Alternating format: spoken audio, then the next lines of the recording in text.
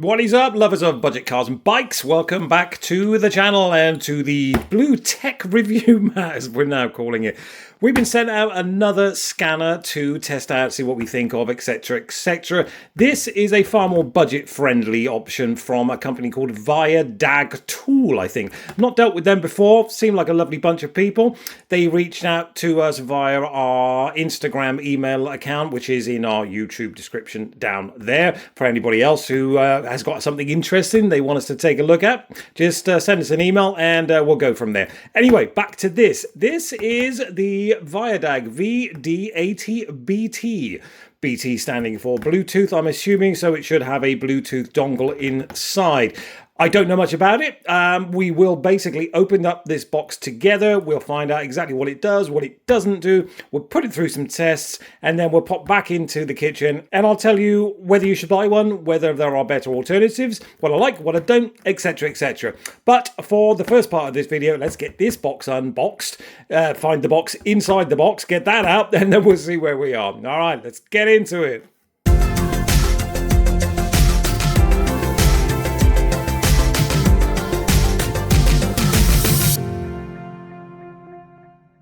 So there's the box within the box, as it were. We haven't delved too far into this. I did forget to mention this is the VD80BT Lite. I'm not sure if they want to send out the kind of pro version and what the differences are. Perhaps once we've done this video, they'll like it and they'll send out something a bit better. You never know. As I said, we haven't worked with Viadag tool just yet. So we're going to find out about them and they're going to find out about us. Quick picture of the scanner there. Not very much else to see around the box. So let's get this open. But just before we do that, let's have a quick overview on the back of the box here. As you can see, it's an 8-inch touchscreen with a 1280 by 800 resolution. It's running Android 10, which is nice to see. Quad core, 64GB storage, as in ROM, 4GB RAM. Little bit slow, but you know, we'll deal with it. 8-megapixel camera, which is pretty standard for this kind of thing. It's got 2.4 and 5 gigahertz Wi-Fi, which is always nice. It's got a 5,000 milliamp battery as well. I'm not sure what 36.5 WH means. That's a new one on me there as well. Just a little overview of specs and stuff there, the weight, the size, etc. So that's what you see on the back of the box. It says V2.0 there, so yeah, not quite sure about that. All right, let's get this out of this box. Well, I did warn you it's going to be a box within a box within a box. And, well, there is the carry case, as I would like to call it. It says lifetime tech support as well. Always interesting when people say that, because in my experience, once you've actually bought the product, you've paid your money, etc, etc, you don't tend to get a lot of support when it comes to tech. But, you know, it could be different, I suppose. Right, let's get this unboxed here, I guess, and see what's happening inside the box. So this is what we're greeted with first, guys. You've got a quick start guide there, which will have the serial number as well. No doubt you'll have to create an account with your email address, etc, etc, as you normally do with these things. Looks to be a Type-C to Type-C charging cable and data transfer. There are some plugs in here. Looks to be a UK, European, and possibly American adapter there as well. Not a great fan of adapter plugs on these, to be honest, but it is what it is. A couple of silica bags. What's this here? I'm assuming that's the... oh, no, that's the Bluetooth dongle there. Okay, fair enough. It looks to have some kind of button on the side here. Does it have a torch? We've seen some of these with torches, but it doesn't look to be much going on. I'm assuming these lights will light up at some point when we pop it into the car, but that's the Bluetooth dongle there that you stick into your OBD port. That's it's nice and compact, actually. I quite like that. And underneath here is the star of the show, of course. Let's get this out. So there's the scanner, the star of the show, as it were. It's an 8-inch touchscreen, as advertised on the box. It looks to be very, very... well, it's an interesting design. I'm not quite sure about all this kind of buggery going on around here. Perhaps a little bit of overkill. Again, hard plastics. Now, I have noticed that the surrounding edges of the last few scanners we've done, they've gone from being rubberized to this hard plastic. Not sure I'm a massive fan of that, to be honest. I prefer to see kind of a softer rubber. So if it did drop, it's going to bounce, if that makes sense, as opposed to just a hard crack on the concrete. I mean, hopefully you won't drop it, so it won't be a problem. But yeah, Type-C charging port there. I don't believe there is an expandable slot for an SD card. card. That's the second semi-professional scanner we've seen in the last few weeks that doesn't have expandable storage. Seems to be something they're going away from. I'm not quite sure why, to be honest, but it is what it is. There's the box again there. Just a quick note, not a massive fan of these clips here either. A lot of the previous ones we've done did have plastic kind of clips here, which I'm guessing they put these on because they were breaking, quite frankly. I mean, you'd pop a plastic clip like that off to get the scanner out, and then you do that a few dozen times, and that's not going to last, is it? These, however tinny they might feel, they're going to last, aren't they? So, yeah, I guess that's why they've done that. Right, let's get this on for its first startup. As always, we will go through everything literally live. I've never turned this on. I've never looked at it. I don't know if we've got a free trial, whether I have to put all my information in first before I can show you anything, but I guess we're going to find out. First startup is always a little bit slow, like it is on your mobile phone, effectively. When you first get a mobile phone, the initial startup's always a bit slow. These are no different. It's just an Android tablet, effectively, with a load of diagnostic software on there. You've just got to remember that. I won't bore you with this startup. We'll get back into it when we get to the home screen. Okay, looks like we're in. It's going through various languages. Oh, that's a bit loud. We'll have to turn that down. It's very, very similar to the X tool we've just reviewed a couple of weeks ago as well. In the respect of the startup, you've got to press that, then you've got to press that, and it's going to ask us for Wi-Fi. We'll get that done. We'll pop back in and we'll continue this, guys. Okay, we put our Wi-Fi in. It's now asking us to go next here, I guess. This will be, as I said, the initial startup. I'm hoping it's not going to ask me to register with an account, because that's a bit of a ball ache, to be honest. But we'll do it if we have to, I guess. Although it looks very, very blue and bright on the camera here, as I can see, in real life, that's actually quite a faded screen. We may have to turn up the brightness level on that, because although that looks brilliant on the camera, in real life, that's really faded. We'll get into that in a second. Okay, well, just like the X-Tool compass that we did recently, it's asking us to either log in, register, or a trial. We will, of course, try the trial version. And there's the user interface. That's really weird. I'm not sure if you guys remember, but there was a program you could download onto your PC that would give you this kind of Star Trek-y, Star Wars-y type of interface. It really reminds me of that. It's like a theme for your laptop or your tablet. I kind of like it. I'm not quite sure. The first thing I want to do is go into settings and see if we can get this display up. Oh, wow, that's actually as bright as it gets. Maybe it's the angle. No, maybe not. Yeah, it's not the brightest. Let's put it that way. It's kind of a foggy, dull screen, which I'm not quite sure about that. But at this price point, I'm not really going to complain that much. Maybe it's just my old eyesight. As you would expect in here, you've got your Unix here, Imperial, Metric, US, sound and display, about, etc., etc. The auto scan, manual diagnostic, special functions, because this is a bi-directional scanner, of course. We've covered what bi-directional is so many times, I'm not going to bore you with that again. Suffice to say, it's a kind of a coding, an ECU coding program, effectively, within this scanner. If you need to test out special modules and functions in your car, this will do that, basically. That's what bi-directional, bi being both ways, directional being commands and that kind of stuff. You can ask the car to do things like open my windows, open the sunroof, move the electric chair backwards and forwards, just so you can diagnose whether it's a switch, a power supply issue, etc. So it has the bi-directional functions. You get 2 years worth of free updates with this as well. I'm assuming that does cover the bi-directional as well. After that, you do have to subscribe and pay, I'm assuming. There is a pro version of this, from what I understand, that gives you free lifetime updates. So if you want to spend a bit more, if you're going to keep this for a while, that might be the way to go. But you do also get a 3-year, 36-month warranty on this as well, return to base, which is kind of nice. It obviously does the CAN-FD systems, being the new scanners. In other words, everything that is out now, this will cover. It says it covers up to 10,000 different vehicles. I'm going to question that, if I'm honest, but 10,000 seems like a lot of different cars, doesn't it? Not sure about that. So that's the basic kind of spec that we can talk about now. Updates, obviously, here. More will probably be just like the other more, although it doesn't seem to actually... Oh, there we go. Yeah, exactly. This user interface is pretty much identical. It's like a mini version of the X-Tool compass that we just reviewed. The menu looks exactly the same, bizarrely enough. Remote control is... I'm going to effectively assume it's exactly the same as the X-Tool. Remote control is actually a remote kind of tech team. You sign up to them, and basically, if you've got problems, that you can do a team talk like like a Zoom meeting with them and find, tell them what your problems are. They'll get back to you. Not sure if you've got to pay for that. I do believe you do. Service center, not sure about that. Okay, that's the same sort of thing. Yeah, I remember from the X-Tool thing. The lag is a little bit evident here as well. I think that's probably caused by the 4GB RAM. It could possibly do with a bigger chip inside there. 6 would be much, much nicer. We've got the battery level up here as well. We're connected to the internet. Manual diagnosis, as I said, special functions and auto scan. As we know, we don't do auto scan in our J10 Nissan Qashqai because it won't do it. We'll have to manually input that.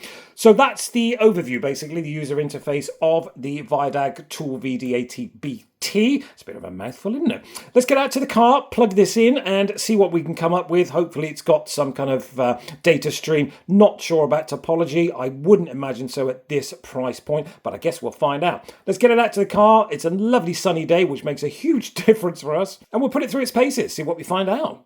Okay guys, so here we are in our 2012 Nissan Qashqai. It's the J10, which means it won't have auto VIN detection. We've gone through this a million times.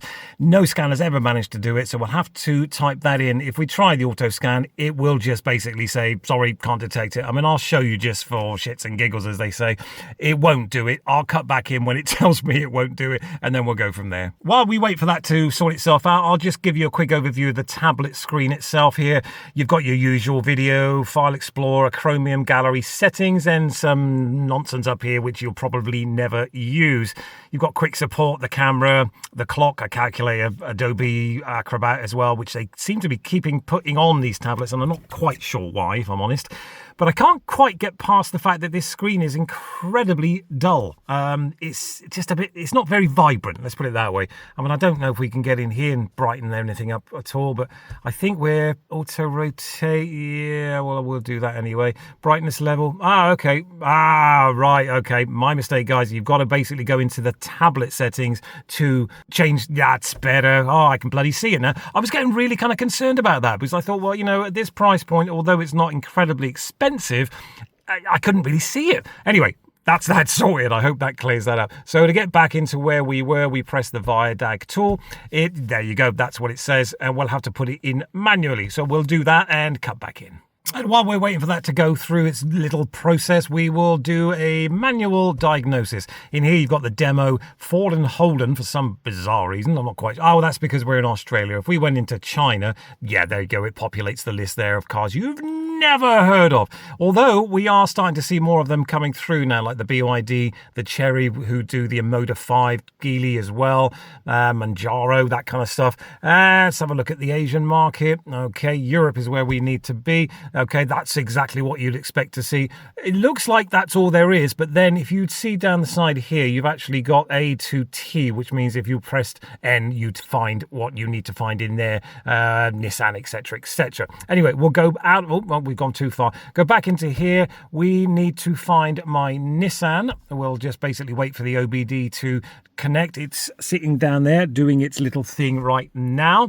We will do a manual selection. We are in Europe. We are in Great Britain. So it should somehow down here somewhere have the Qashqai. Down the bottom, I imagine, because it's a Q. Qashqai. There we go. We'll pop that in there. We are in a J10, 6 to 12, and that should find out exactly what we want to see. Auto scan, system select, pre-post scan. We'll do an auto scan. As with always in this car, there are no DTC codes. I'm just going to give you a quick demo of exactly what this does. I hope this is focusing okay, guys. But it will go through 14 different parameters because that's all it can see in this car, because there's not really a lot of modules in here, to be fair. But that's what you would expect to see. There's no topology as predicted. There's nothing going to come up here. I'd be bloody amazed if anything does come up here. There's going to be some things that just aren't here, effectively. The auto-leveling headlights obviously aren't here, so it didn't pick up on that. But as you can see, it's passed. There's no DTCs. If there was a DTC, it would come up here and you would diagnose that, and then it would effectively tell you what you need to do. System selection, you can go straight into here, your BCM, your intelligent key, your headlight levelizer, which again you don't have here. Now it's got a side blind camera and a rear view camera. As far as I'm aware, this is not ADAS supported, so I'm not sure. I'm assuming that's just because this is the same menu as the X-Tool Compass, which was ADAS supported. ADAS being your adaptive cruise control, your 360 cameras. If the car has had a bump or something and it's knocked the alignment out for the radar, you can actually recalibrate it using the X-Tool Compass, which we've done before.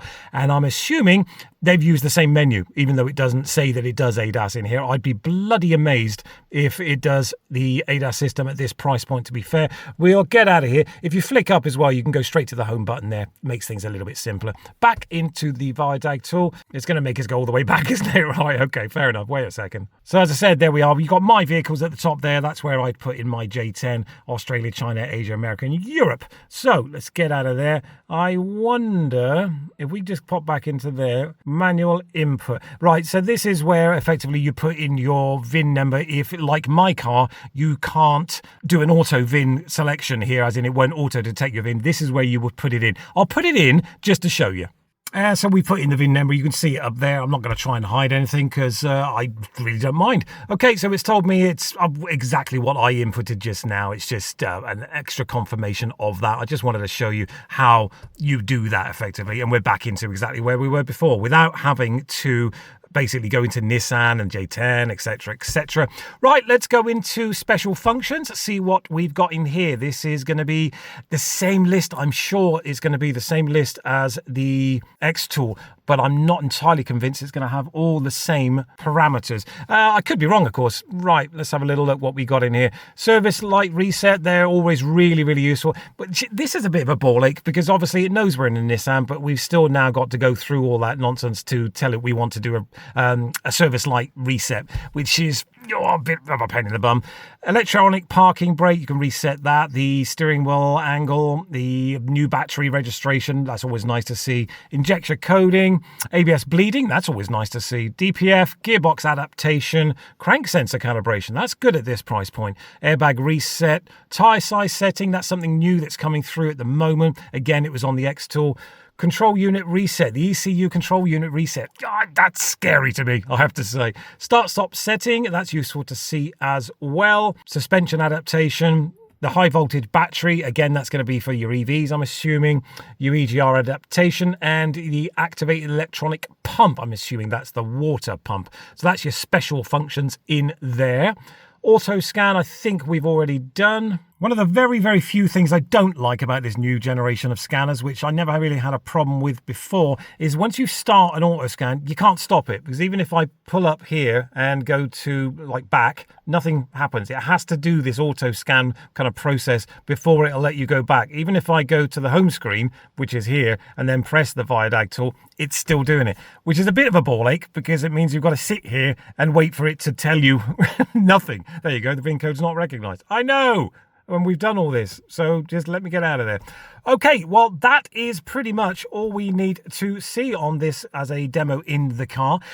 I'll take us back in the kitchen and then I'll tell you all the things I like, all the things I don't like, whether you should buy one. We'll talk about pricing, that kind of stuff, and compare it to a couple of others that we've had in the past and see which ones we prefer, basically to give you a recommendation. Right, it's a beautiful sunny day. Let's get this video sorted so I can pop out on the bike. Okay guys, well that has been the unboxing and quick kind of real world test of the Viadag tool VD80BT Lite, which we've just been sent out very, very kindly. I really appreciate that, guys. It's been a very interesting little scanner to take a look at. Much more of a budget option. It seems to have quite a few of the functions of the X-Tool Compass, but at a fraction of the cost. Now, the Compass being what it was, much more of a professional kind of setup there, much more of a garage environment. This much more so for your DIYer, your mobile mechanic, that kind of stuff. Somebody who knows their way around a scanner, wants to upgrade perhaps from their their little USB dongle they use off their phone to a dedicated scanner. This I would highly recommend for that. Not a massive fan of this black or dark kind of theme here. I'm not sure if we could change the theme. Perhaps that's a thing. We'll have a look into that and I'll get back to you. If I did find out, I'll stick it up here. It's got a lot more functionality than I would have expected at this price, I have to say. Beautiful to have the kind of subscription set up for 2 years, as in free updates for the bi-directional aspect as well. That's always a pleasure to see. Price wise, these are sub 300 quid. I think they're around about 280, something like that. We will put a link obviously in the description with a dedicated BCAB code for 10% off as well. So that should save you 30 or 40 quid. Don't forget to use that affiliate link. That's where you'll get the discount if you're after one of these. Would I recommend it? What's it like versus others? Well, it's very reminiscent to the Kimberlin K7 and K8 kind of series they did, which I really liked those for the size, the speed, etc, etc. I think this needs a better chip because I think it lags just a little bit. This new kind of user interface that they're doing can be a bit frustrating when it comes to the auto VIN stuff, as you saw in the car. That's not necessarily the tablet's fault. My car's quite old and I think it struggles sometimes there. These are far more set up for more modern vehicles, as you saw when we went into the special functions section. But generally speaking, as I said, if you want to upgrade from your current kind of setup to something just a little bit more semi-pro, this could well be what you need. I don't have any problems with it, as in the way it works, everything else. 3-year warranty, 2-year free updates. Gotta love that. Lovely box, nice size. The screen itself is crystal clear. Not a fan of the dark theme on here, but I'm not sure if you can change that. As I said, I'll let you know. I mean, even if you've got an old Kimberlin K7, K8, they were brilliant devices, but not a touch on this. So as I said, if you want to upgrade, this could well be your boy. I think it's well worth the money, quite frankly. A couple of £100 gets you 3 years warranty, 2 years free updates, and a really comprehensive kind of scan tool. That has been the Viadag tool VD80BT Lite. Thank you so much to Viadag tool for sending this out. Really appreciate it. Would like to see the more expensive version as well for a kind of comparison, so we can say whether which one is better for you kind of thing. If you enjoyed this video, if it's been of any help at all, please give the video a like, a share, a thumbs up, that kind of stuff. Do consider subscribing as well. We do a lot of tech stuff reviews at the moment, along with cars and bikes testing as well, and camper van conversions, of course. That would really help us out. It helps out a lot of small channels. I really appreciate you guys taking the time to stop by, having a look at this video, and as I said, I really hope it helped. But from Budget Cars and Bikes, that has been the Viadag tool VD80BT Lite. That's a bloody mouthful. Right, that's it from us. Take it easy, guys. We'll be back in a couple of weeks. Don't forget to subscribe, ding the notification bell, and you'll see when we upload our next one. Take it easy, guys. Thanks again.